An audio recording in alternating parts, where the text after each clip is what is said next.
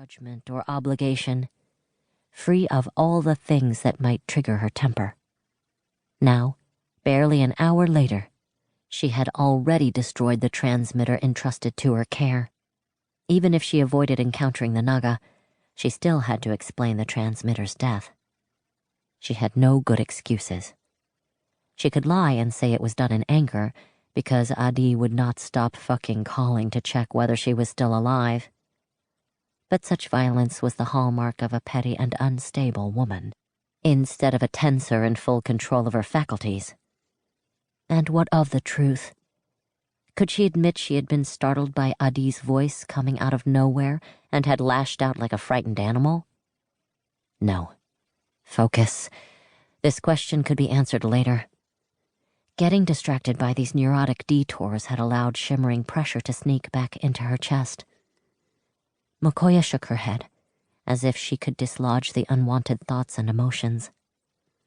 Phoenix sympathetically swayed her massive head. Her head feathers rustled like a grass skirt. Perched on the giant raptor's back, Mokoya cooed and petted her, as though she weren't a beast the size of a house, but a small child. Phoenix was a gentle, happy creature, but one wouldn't know it just looking at her. In cities, people scattered at her approach. Sometimes the scattering was accompanied by screaming, and sometimes Phoenix would think it was a game and chase them. Mokoya avoided cities these days.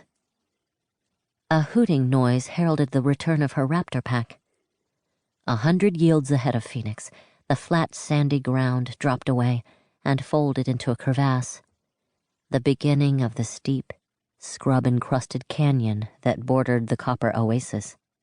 It was over this lip that Mokoya had sent the 8 raptors on their hunt for quarry.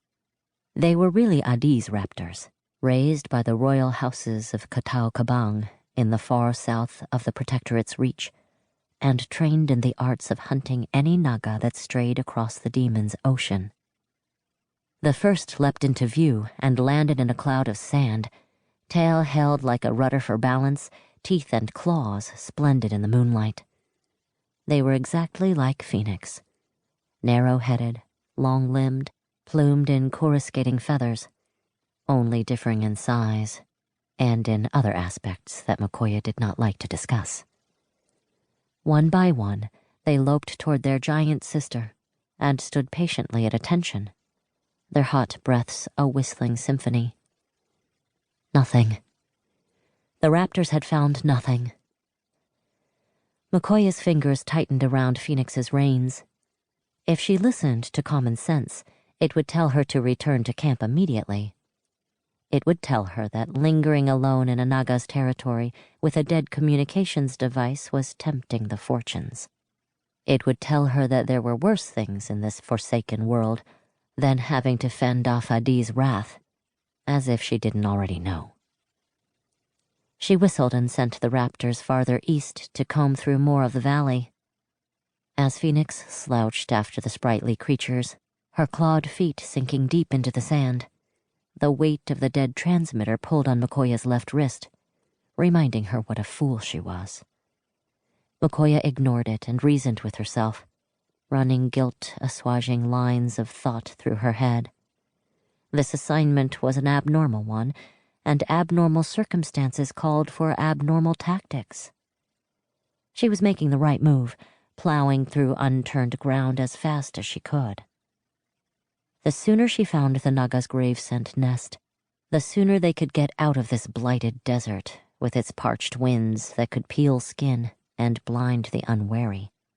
And that was the sooner Mokoya could get away from Bataanar and its web of things she did not want to get tangled up in. Naga hunting was a specialty of Adi's crew.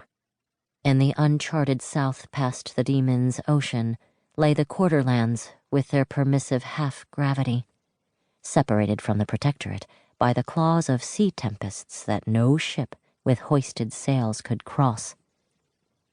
Megafauna lived there.